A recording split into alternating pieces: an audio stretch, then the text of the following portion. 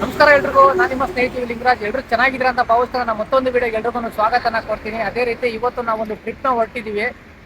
ಅದನ್ನ ಟ್ರಿಪ್ ಅಂತಲೂ ಹೇಳ್ಬೋದು ಅಥವಾ ನಮ್ಮ ಕರ್ತವ್ಯ ಅಂತಲೂ ಕೂಡ ಹೇಳ್ಬೋದು. ಎಲ್ಲಿಗೆ ಹೊರಟಿದ್ದೀವಿ, ಯಾಕೆ ಹೊರಟಿದ್ದೀವಿ ಅನ್ನೋದನ್ನ ಮುಂದೆ ತಿಳಿಸ್ಕೊಡೋಂಥ ಕೆಲಸನ ಮಾಡ್ತೀನಿ.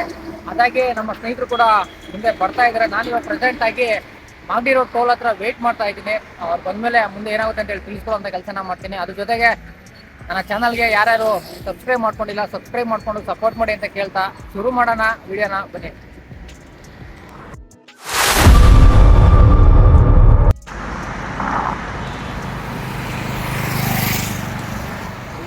ಹಿಂದೆ ಹಾಕೊಂಡವ್ರಲ್ಲ ಗುರು, ಮುಂದೆ ಇದಾಗುತ್ತೆ ಅಂತ. ಟಾಟಾ, ಬಾಯ್ ಬಾಯ್.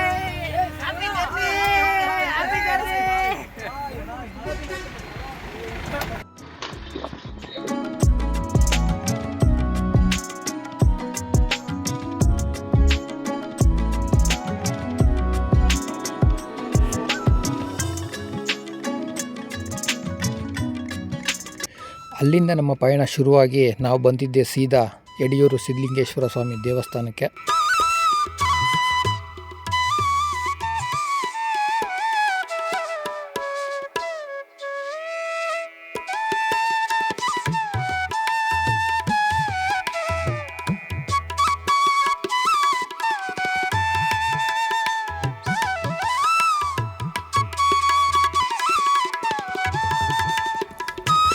ದರ್ಶನ ಎಲ್ಲ ಮುಗಿದ ಮೇಲೆ ಸೀದಾ ಅನ್ನದಾಸೋಹ ಭವನಕ್ಕೆ ಹೋದ್ವಿ. ಊಟ ಟೈಮ್ ಆಗಿರೋದ್ರಿಂದ ಅಲ್ಲೇ ನಾವು ಪ್ರಸಾದ ಸೇವನೆಯನ್ನು ಮಾಡಿದ್ವಿ.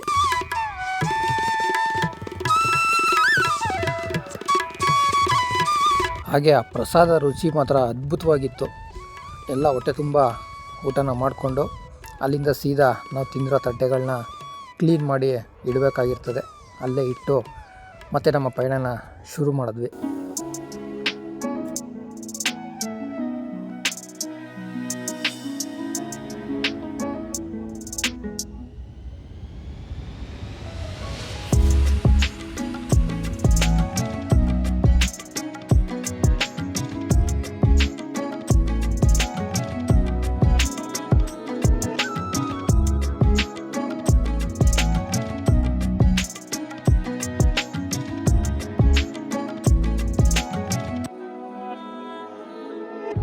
ಸ್ನೇಹಿತರೆ, ನಾನು ಆವಾಗಲೂ ಹೇಳ್ದಂಗೆ ನಾವು ಎಲ್ಲಿ ಹೋಗ್ತಾ ಇದ್ದೀವಿ ಅಂತ ಹೇಳಿದ್ರೆ ಮಂಗಳೂರು ಜಿಲ್ಲೆಗೆ ಹೋಗ್ತಾ ಇದ್ದೀವಿ. ಅಂದರೆ ದಕ್ಷಿಣ ಕನ್ನಡ ಜಿಲ್ಲೆ ಮಂಗಳೂರಿಗೆ 3ನೇ ವರ್ಷದ ಚಾಲಕರ ಸಮಾವೇಶಕ್ಕೆ ಹೋಗ್ತಾ ಇದ್ದೀವಿ.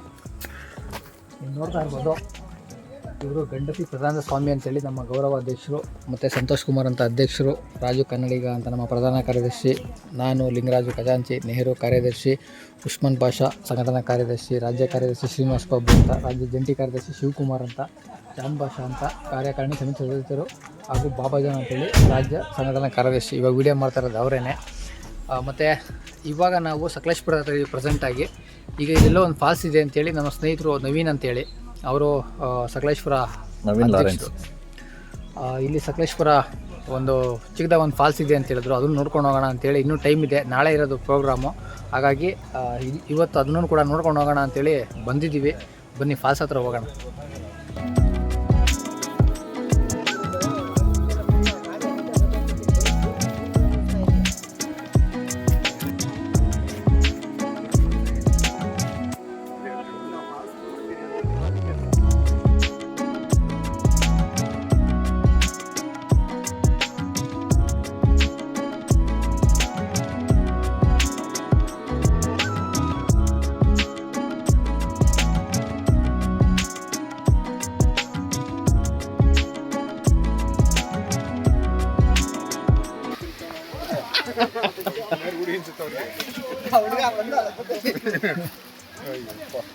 ಖರಾಬ್ ಜಾಗ ಇದು.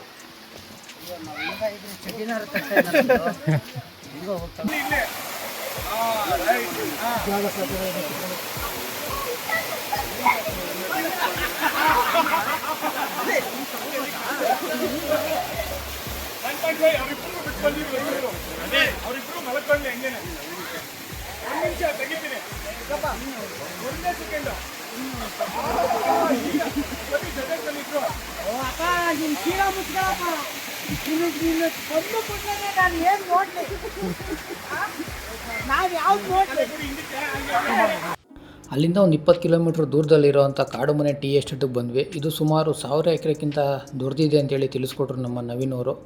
ಅದ್ರ ಜೊತೆಗೆ ಇಲ್ಲಿ ಅಕ್ಕಪಕ್ಕ ಇರೋವಂಥ ಪ್ಲೇಸ್ನೆಲ್ಲ ನೋಡಿಕೊಂಡು ಅದಾದಮೇಲೆ ಇಲ್ಲಿ ಪ್ಯೂರಾಗಿ ಟೀ ಪುಡಿ ಸಿಗ್ತದೆ, ಟ್ರೈ ಮಾಡಿ ನೋಡಿ ಅಂತಲೂ ಕೂಡ ತಿಳಿಸ್ಕೊಟ್ರು. ನೋಡೋಣ ಟ್ರೈ ಮಾಡೋಣ ಅಂಥೇಳಿ ಆ ಟೀ ಪುಡಿ ಮಾರುವಂಥ ಒಂದು ಆಫೀಸ್ಗೆ ನಾವು ಭೇಟಿ ಕೊಟ್ವಿ. ಕುಡಿಯೋ ಪ್ಯಾಕೆಟ್ ಕುಡಿಯೋದು ಒಂದು ಪ್ಯಾಕೆಟ್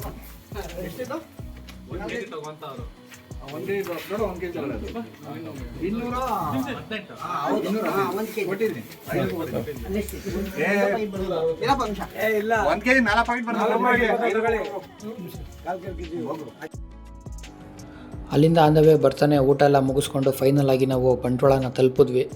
ಅಲ್ಲೇ ನಮ್ಮ ದಕ್ಷಿಣ ಕನ್ನಡ ಜಿಲ್ಲೆಯ ಪದಾಧಿಕಾರಿ ಆಗಿರ್ತಕ್ಕಂಥ ಅಲ್ತಾಫ್ ಅವರು ನಮಗೆ ಮಲ್ಕೊಳ್ಳೋಕ್ಕೆ ಅಂತಲೇ ಒಂದು ಮನೇನ ವ್ಯವಸ್ಥೆನ ಮಾಡಿದರು. ತುಂಬ ಧನ್ಯವಾದಗಳು ಅವರಿಗೆ. ಅದೇ ರೀತಿ ನಾವು ರಾತ್ರಿ ಅವತ್ತಲ್ಲೇ ರೆಸ್ಟ್ ಮಾಡಿ ಬೆಳಿಗ್ಗೆ ಕಾರ್ಯಕ್ರಮಕ್ಕೆ ರೆಡಿ ಆಗೋಣ ಅಂತೇಳಿ ಉಳ್ಕೊಂಡ್ವಿ. ಬೆಳಿಗ್ಗೆ ಎದ್ದು ಫಂಕ್ಷನ್ಗೆ ಅಂತ ರೆಡಿ ಆಗ್ತಾಯಿದ್ವಿ. ಅಣ್ಣ ಫಂಕ್ಷನ್ಗೆ ಹೋಗೋಕ್ಕೂ ಮುಂಚೆನೇ ಬನ್ನಿ ನಿಮ್ಗೊಬ್ರು ವಿಶೇಷವಾದ ವ್ಯಕ್ತಿನ ಪರಿಚಯ ಮಾಡ್ತೀವಿ ಅಂತೇಳಿ ಅವ್ರ ಮನೆಗೆ ಕರ್ಕೊಂಡು ಹೋದರು. ಅವ್ರ ಮನೆಗೆ ಹೋದ್ಮೇಲೆ ಗೊತ್ತಾಗಿದ್ದು ನಮಗೆ ಅವರೊಬ್ಬರು ಹಿರಿಯ ಚಾಲಕರು ಅಂತೇಳಿ. ಹಾಗೆ ಅವರು ಹೊರದೇಶದಲ್ಲಿ ಅನುಭವಿಸಿದಂಥ ಕಷ್ಟ ಮತ್ತು ಹಿಂಸೆನ ಕೇಳಿ ನಮಗೆ ಒಂದು ನಿಮಿಷ ಮನಸ್ಸಲ್ಲಿ ಭಯ ಶುರುವಾಗೋಯಿತು. ಈ ವ್ಯಕ್ತಿ ಯಾರು, ಅವ್ರ ಹೆಸರೇನು, ಅವ್ರು ಏನೇನು ಕಷ್ಟಪಟ್ಟಿದ್ದಾರೆ ಅದನ್ನು ಸಂಪೂರ್ಣವಾಗಿ ಈ ವಿಡಿಯೋದಲ್ಲಿ ತಿಳಿಸೋಕ್ಕಾಗೋದಿಲ್ಲ. ಇನ್ನೊಂದು ಸಪ್ರೇಟ್ ವೀಡಿಯೋ ಮಾಡಿ ನಾನು ತಿಳಿಸ್ಬೇಕು ಅಂತಿದ್ದೀನಿ ವಿತ್ ಡಾಕ್ಯುಮೆಂಟ್ ಸಮೇತ. ಅಲ್ಲಿಂದ ನಾವು ಸೀದಾ ಬಂದಿದ್ದು ಮಾಣಿ ಆಟೋ ಸ್ಟ್ಯಾಂಡ್ಗೆ. ಯಾಕೆ ಅಂತ ಹೇಳಿದ್ರೆ ತುಂಬ ದಿನಗಳಿಂದ ಇಲ್ಲಿ ಆಟೋ ಸ್ಟ್ಯಾಂಡ್ನ ವಿಚಾರವಾಗಿ ಸಮಸ್ಯೆ ಇದ್ದೇ ಇತ್ತು. ಹಾಗಾಗಿ ಖುದ್ದಾಗಿ ನಮ್ಮ ಗೌರವಾಧ್ಯಕ್ಷರಾಗಿರ್ತಕ್ಕಂಥ ಗಂಡಸಿ ಸದಾನಂದ ಸ್ವಾಮಿ ಅಣ್ಣವರೇ ಆ ಡ್ರೈವರ್ಗಳ ಸಮಸ್ಯೆ ಏನು ಎತ್ತ ಅಂಥೇಳಿ ವಿಚಾರಕ್ಕೆ ನಿಂತ್ಕೊಂಡ್ರು.